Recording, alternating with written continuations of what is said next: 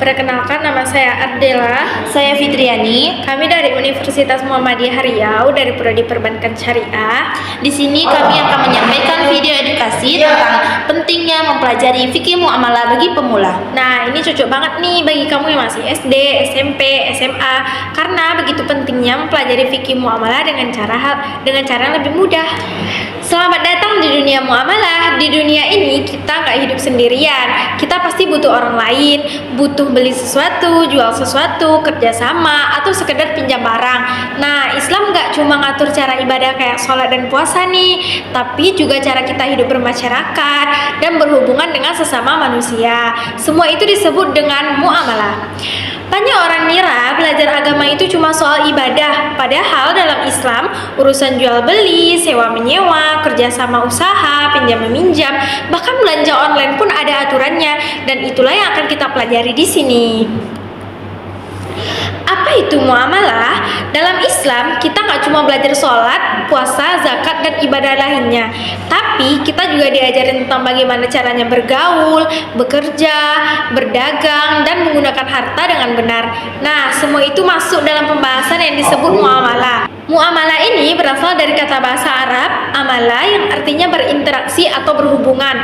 Jadi, fikih muamalah itu adalah ilmu yang membahas aturan-aturan Islam tentang hubungan antara manusia dalam urusan dunia, terutama yang berkaitan dengan harta. Misalnya, jual beli mainan atau makanan, pinjam uang ke teman, sewa sepeda atau PlayStation, kerja sama buka usaha kecil, atau transfer uang atau belanja online.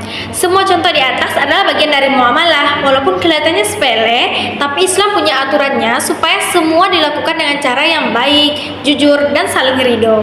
Kenapa sih muamalah itu penting?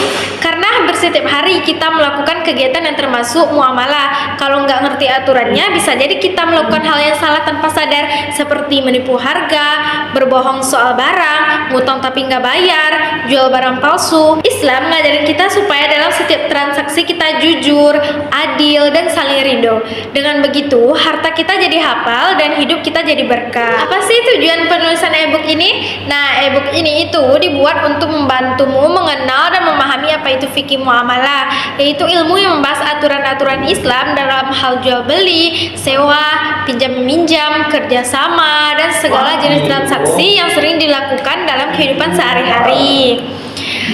Prinsip-prinsip dasar muamalah yaitu yang pertama yaitu riba. Riba itu artinya mengambil tambahan yang tidak diperbolehkan dalam transaksi, misalnya pinjam uang 100 tapi harus balikin 150.000. Ini dilarang dalam Islam. Yang kedua, gharar adalah ketidakjelasan dalam jual. Contohnya beli barang tanpa tahu kondisinya, harganya, atau kapan diterimanya. Yang ketiga ada maisir, yaitu judi atau permainan yang pakai untung-untungan. Islam melarang ini nih karena nggak bisa bikin orang malas dan hanya mengandalkan keberuntungan.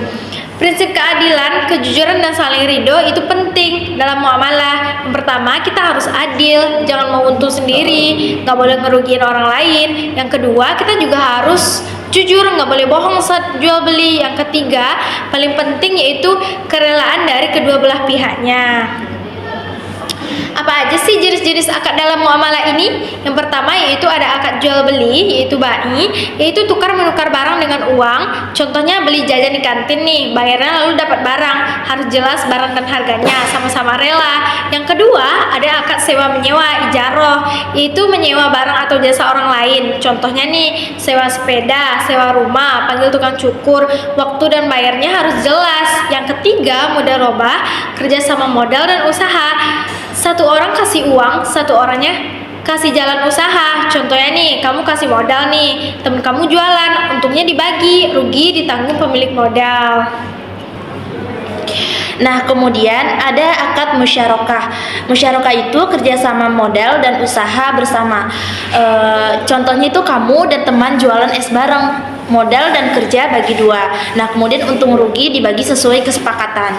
Nah, kemudian itu ada akad salam, yaitu pesan barang, bayar duluan. Nah, beli barang yang belum ada tapi bayar dulu gitu. Nah, contohnya pesan mangga, bayar sekarang, ntar dikirimnya nanti. Barangnya dan waktunya harus jelas gitu. Kemudian ada akad istisna, yaitu pesan barang, buatan. Itu pesan barang yang dibuat khusus. Contohnya kita pesan meja ke tukang, dibayar bertahap gitu kan. Ukuran, bahan dan waktu itu jadi harus jelas. Nah, adapun contoh kasus dalam kehidupan sehari-hari, yang pertama itu contohnya jual beli. Misalnya kamu beli buku lewat WhatsApp, kamu lihat harganya nih, misal harganya 10.000, barangnya harus jelas dan dijanjikan dikirim besok gitu. Nah, kamu transfer lalu barang dikirim sesuai janji. Kemudian adapun simulasi akad mudharabah pada bisnis kecil. Nah, ini sama-sama kasih uang dan kerja bareng gitu. Nah, contohnya kamu dan teman kamu jualan es bareng, terus modal dan kerja bagi dua, kemudian untung rugi dibagi sesuai kesepakatan. Nah, setelah itu ada pinjaman syariah. Itu misalnya kamu butuh sepeda seharga misalnya 1 juta rupiah, lalu kamu ke koperasi syariah. Setelah itu mereka beli sepeda itu dulu, lalu jual ke kamu seharga Rp 1.100.000 rupiah dan boleh dicicil 5 bulan.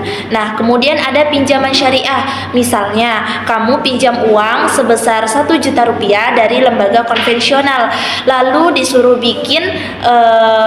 balikin sebesar 1.200.000 rupiah dalam sebulan. Kelebihannya sebesar 200.000. Itu namanya bunga dan dilarang dalam Islam atau riba.